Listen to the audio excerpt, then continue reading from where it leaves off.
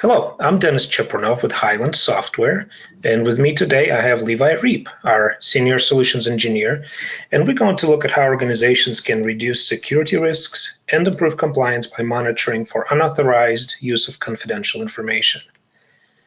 Now, we all know that today's information management environment is considerably more complex than it was even 10 years ago. Many organizations are struggling to protect their data and secure it in a compliant manner. Now, part of it is just the exponential growth of information. We've all heard about it. We know that organizations are managing more and more information every year. More of it is created, more of it is stored, and more of it has to be securely managed and used. But the growth of information alone is not really the main concern when it comes to security and compliance. There are a few other things to consider. Those things are breadth of information, depth of information, and also the people factor. So breadth is a major concern because today we have environments which have hundreds, sometimes thousands of systems and applications inside and outside the organization that may have access to the information. We have repositories, we have shared drives, we have networks that may be accessed internally or externally or shared with third parties. We have devices. We have all these internal and external parties like partners, vendors, suppliers, employees, contractors. They all may have access to information, and some of this information may be sensitive and may require security and compliance considerations. Now, if that all wasn't enough, we also have all these numerous file formats in play today. Some of these are proprietary formats, and it's hard for some of the common tools to reach inside those files and check their contents and make sure that if any sensitive information is present, then it is treated accordingly. So breadth of information or breadth of the environment really complicates the security and compliance because there are so many different places that we have to look and continuously monitor. Depth is also a concern, right? So we no longer live in a environment where data is flat, right? So our data now has layers. It has different dimensions. We can have metadata. Metadata may just contain information about files, or it may contain private information like geolocation. So a photo that's taken or a file that's created may contain a geolocation stamp. And that can be actually part of many compliance regulations, monitoring and managing that private information. We also have annotations, we have comments that may be present inside files, and sometimes those can be easily turned off from view, so it makes it really hard to detect them, but then somebody can come along and turn them back on and see all those private internal communication that happened on a file that wasn't intended for external exposure.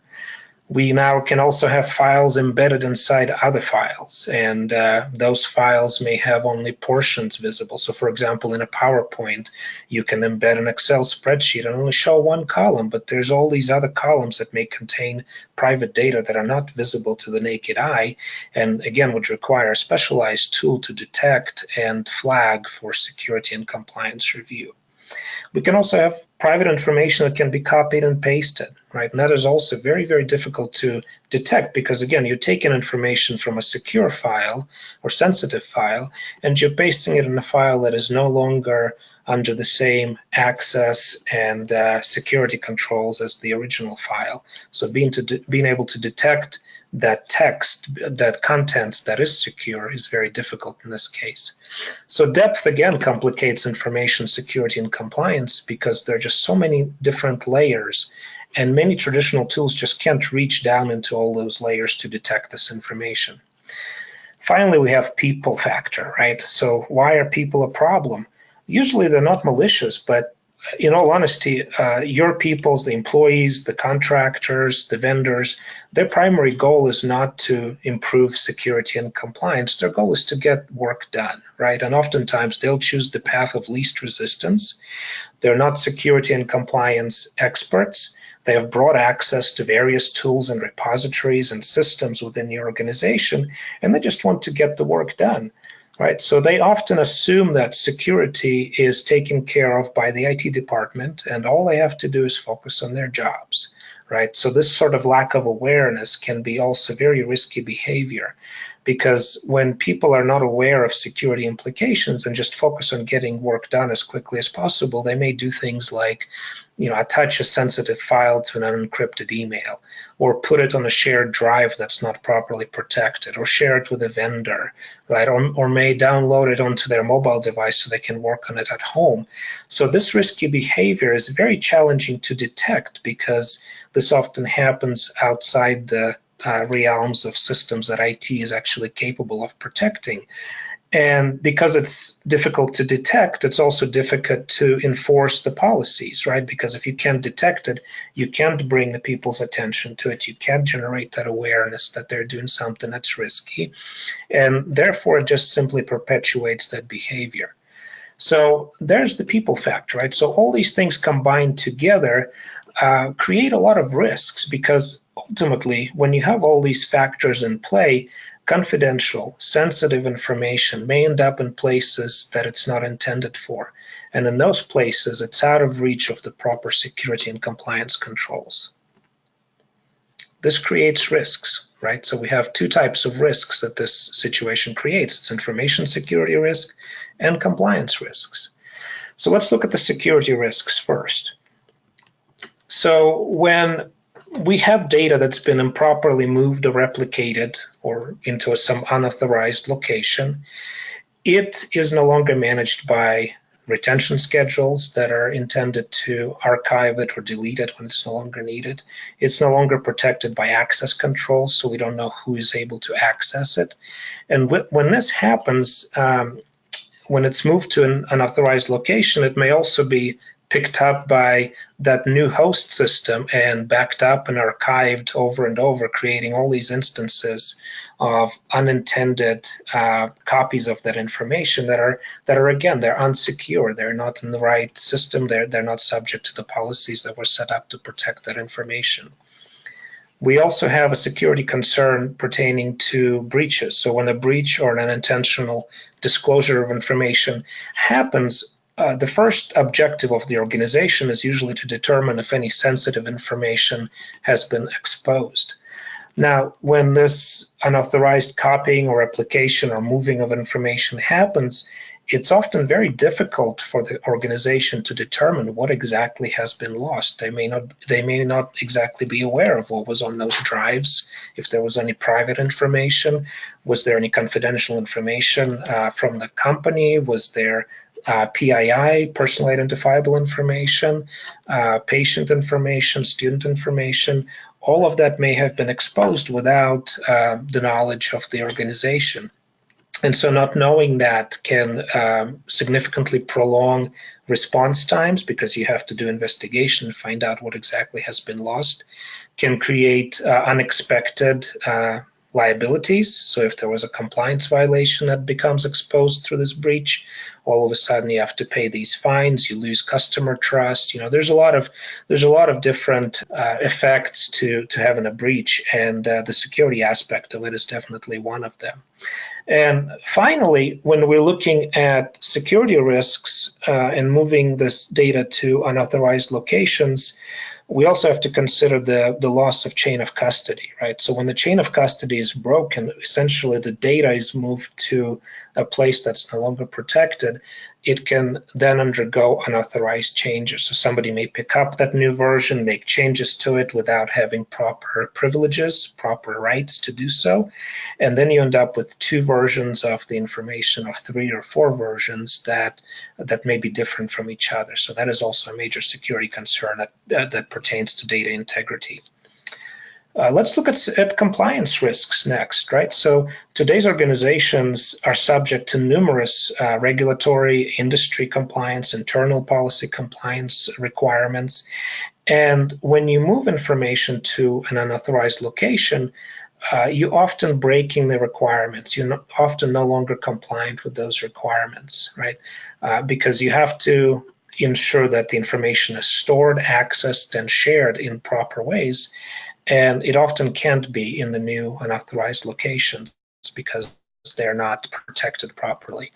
And with some of the newer privacy regulations like GDPR, for example, we also are obligated to have a very prompt response rate to any discovered breaches or exposures. And again, if we don't know exactly what data was stored in a particular location, or if there was any sensitive information involved in the breach, we can't really provide a prompt notification to the affected parties. Furthermore, when we look at retention policies, having retention in place is a big part of many regulatory compliance requirements, right? So data is meant to be kept only for the period that is required by law. And when we have unauthorized copies, those live kind of in perpetuity until they're discovered. So that is a major concern. And finally, not knowing what data is located where and if there's sensitive data in unauthorized locations can also complicate processes like auditing or e-discovery, right? And you may have some unpleasant surprises, for example, during e-discovery if sensitive data is found in places where it's not meant to reside. So how do we solve this problem, right? We have this broad computing environment. We have all these variables in there. We have various parties. We have people. We have systems. We have employees. We have various formats. We have third parties. We have internal. We have cloud. We have on-premise. And information can live in all these different places. And all these different systems and locations and applications all should generate all these various formats, right? So you have this multitude, just hundreds of different file formats where confidential information may exist or may be inappropriately stored or copied to. How do we search across all these repositories and systems and detect any information that may be sensitive that shouldn't be exposed? Well, this is where the confidential information discovery solution from Highland comes in. This solution is powered by our enterprise search platform, and its sole purpose is to help you reach inside all of these systems, all of these repositories and file formats, and find unauthorized confidential information. So how exactly does this work? This solution can monitor any number of systems, repositories, sites, email servers, attachments, email messages, cloud storage systems, and so forth. And it can actively monitor for keywords, for phrases, for patterns. So think about it, for example, in the sense of social security numbers or credit card numbers, or email addresses. So any of those pieces of data that may be that you may be required by law, by regulation, or by industry compliance requirement to keep track of, you can actively monitor for them. You can reach inside hundreds and hundreds of file formats and find that information. The solution can also be configured for multiple departments so that if, for example, HR has to comply with certain requirements and marketing has to comply with different requirements, you can leverage the solution with those custom rules for those departments that can be configured to match their unique needs. And the monitoring can be conducted on an automated basis. So you can set up these alerts, you can monitor these locations for this information, and you can then alert your security or compliance or risk individual when unauthorized information is discovered in some of those locations so they can take prompt action. The solution also has reporting and analytics capabilities. So when it comes to auditing, you can find the trail of this information and when it was accessed and the alerts that the administrator had received. Some of the benefits include clearly the reduced security risks, right? So the confidential information discovery solution helps close this knowledge gap of not knowing where the sensitive information resides, and then it can be either moved or adequately protected in that location. So your security personnel can take action and actually remediate that risk.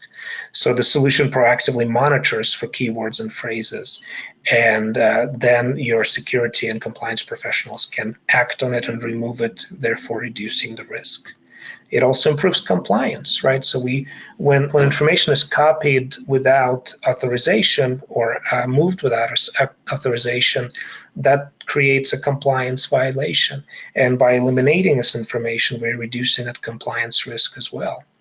Also, we're finally giving the compliance and risk professionals a tool that can actually automatically monitor all these disparate locations across the organization and notify them when a violation occurs. So there's a very powerful tool with analytics and administrative capabilities that they can leverage to better do their jobs.